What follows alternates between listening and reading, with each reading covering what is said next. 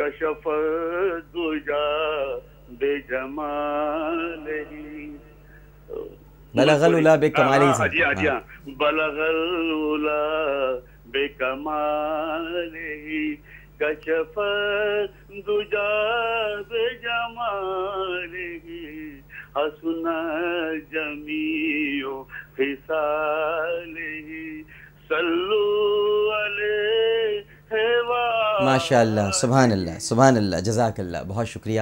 ایک اور کالر موجود ہیں اور پھر اسلم شیخو پوری صاحب سے گفتگو کا سلسلہ دوبارہ جاری کروائیں گے. السلام علیکم. السلام علیکم. جی السلام علیکم. جی فرمائیے.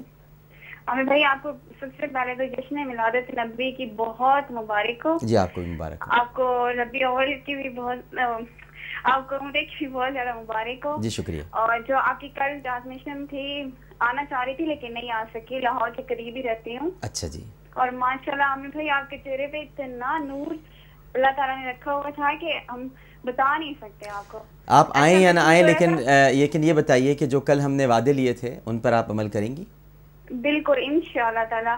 اور آپ کے ٹرانسمیشن دیکھتے ہوئے ایسے محسوس ہو رہا تھا کہ جیسے ہم وہاں پہ موجود ہیں. الحمدللہ، بہت شکریہ میری بہن.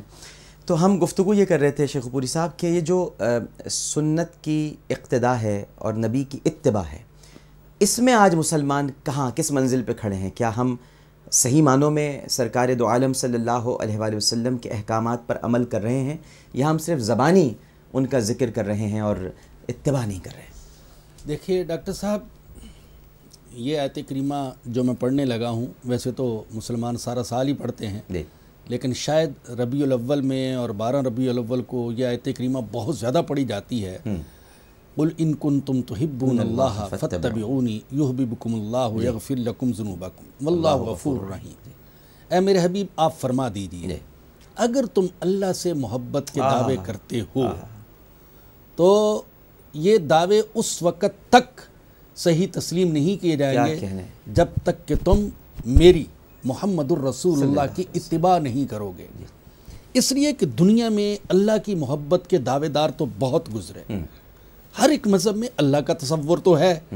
دنیا میں ایسے لوگ بہت کم رہے، آج بھی بہت کم ہے جو مطلقاً وجود خدا کا انکار ہی کرتے ہوں. اکثریت اللہ کے وجود کا اقرار کرتے ہیں، اور ہر مذہب میں اپنے اللہ کو، اپنے دیوتا کو خوش کرنے کے لیے کوشش کی جاتی ہے، ریاضتیں، ایسے ایسے چلے اور ایسی ایسی محنتیں اور ایسی ایسی مشقتیں کہ میں اور آپ ان کا تصور نہیں کر سکتے. جی ہاں.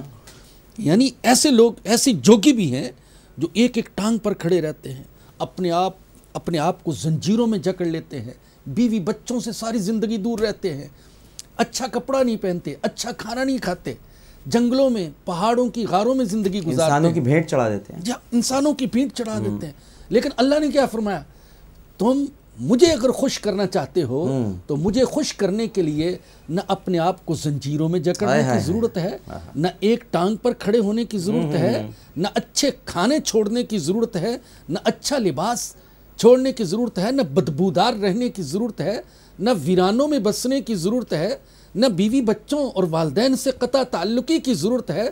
تم بس محمد الرسول اللہ صلی اللہ علیہ وسلم کی اتباع کر لو. میں صرف تمہاری محبت کو تسلیم نہیں کر لوں گا، میں تمہیں اپنا محبوب بنا لوں گا. واہ واہ واہ. اللہ تم سے محبت کرے گا. کیا کہنے ہیں شیخ. اور اگر تم سمجھتے ہو کہ تو بہت گناہگار ہیں، ہم کیسے اللہ کے محبوب بن جائیں گے؟ اللہ کہتے ہیں میرے نبی کی اتباع کی برکت سے تم میرے محبوب ہی نہیں بنو گے. وَيَغْفِرْ لَكُمْ ذُنُوبَكُمْ، میں تمہارے سیاہ نامہ اعمال پر قلم پھیرتا ہوں. کیا کہنے، تمہارے سارے گناہوں کو معاف کرتا ہوں. کیا خوبصورت انداز ہے. واللہ غفور الرحیم. اس لیے کہ میں غفور الرحیم ہوں. نا امید نہ ہو جاؤ. ایک بات کہنا چاہوں گا ڈاکٹر صاحب، احسانات کی بات ہو رہی تھی، حضور اکرم صلی اللہ علیہ وسلم کے احسانات. حضور اکرم صلی اللہ علیہ وسلم کے احسانات میں سے ایک بڑا احسان عالم انسانی پر یہ ہے کہ حضور اکرم صلی اللہ علیہ وسلم نے مایوس انسانوں کے دل میں امید کا چراغ جلایا. اللہ حضور کی آمد سے قبل گناہگاروں کو مایوس کر دیا گیا تھا. تمہاری مغفرت کی کوئی صورت نہیں ہے، تم بہت بہت گناہگار ہو. وہ واقعہ آپ نے سنا ہوگا جس نے 99 قتل کیے تھے، اور وہ اپنی مغفرت کی تلاش میں اور ہدایت کی تلاش میں اور توبہ کی قبولیت کی تلاش میں مارا پھرتا تھا، لیکن ہر طرف سے اس کو دھتکارا جاتا تھا، نہیں تمہاری مغفرت کی کوئی صورت نہیں ہے، اور اس نے تنگ آ کر ایک اور کر دیا، 100 کا ہنسا پورا کر دیا۔ تو یہ مایوسی کی فضا تھی کہ گناہگار ہے، لہٰذا یہ پاک نہیں ہو سکتا۔ یہ حضور اقدس صلی اللہ علیہ وسلم کا بہت بڑا احسان ہے کہ آپ نے مایوس اور گناہگار انسانوں کے دل میں امید کا چراغ جلایا۔ تو وہ جو چراغ جس آیت سے جلا ہے وہ بھی پڑھ دیجئے نا، قل یا عبادی اللہ، وہ پڑھ دیجئے۔ قل یا عبادی الذین اسرفوا علی انفسہم لا تقنطوا من رحمت اللہ۔ اور میں اگر اس آیت کریمہ کا با محاورہ ترجمہ کروں جو اس سے بالکل غلط نہیں ہے، لیکن با محاورہ ترجمہ، اللہ یوں فرما رہے ہیں اے میرے گناہگار بندو، یا عبادی الذین اسرفوا علی انفسہم، اے میرے گناہگار بندو۔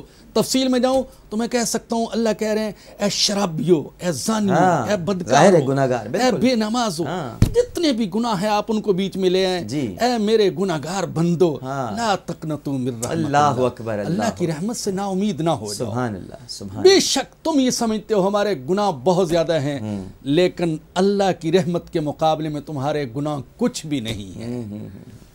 آسمان کے ستاروں کی حد ہے، درختوں کے پتوں کی حد ہے، اور سمندر کے پانی کے قطروں کی حد ہے، صحرا میں پائے جانے والی ریت کے ذروں کی حد ہے، لیکن اللہ کی رحمت کی کوئی حد نہیں۔ بے شک بے شک بے شک۔ اللہ کہتا ہے تم لے کر آؤ تو صحیح، لا تقنطوا من رحمت اللہ ان اللہ یغفر الذنوب جمیعا، بے شک اللہ سارے گناہوں کو معاف کر دے گا۔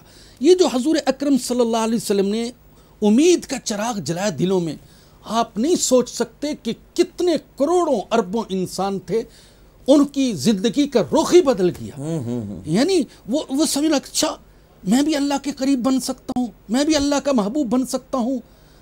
اللہ کے نبی کی تعلیمات کو اگر دیکھیں تو یوں لگتا ہے کہ بعض اوقات انسان نفلی عبادت کی وجہ سے وہ مقام نہیں حاصل کر پاتا جو ایک گناہگار ندامت کے آنسو بہا کر لمحوں میں مقام حاصل کرتا۔ کیا بات کہی آپ، لمحوں۔ واہ واہ واہ۔ میں سچ کہتا ہوں ڈاکٹر صاحب، سبحان اللہ، میں کبھی کبھی دل میں خیال آتا ہے یہ جن کو ہم گناہگار سمجھتے ہیں، اگر ان کے دل میں ایمان ہے تو ان کو حقارت کی نظر سے نہ دیکھا جائے۔